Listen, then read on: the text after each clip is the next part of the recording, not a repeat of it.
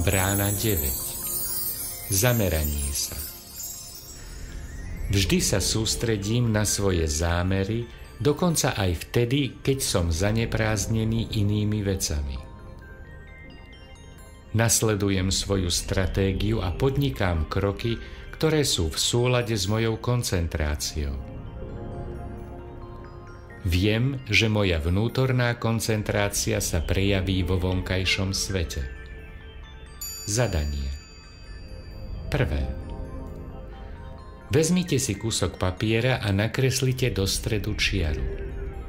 Ľavý stĺpec pomenujte ja, pravý stĺpec nazvite vesmír.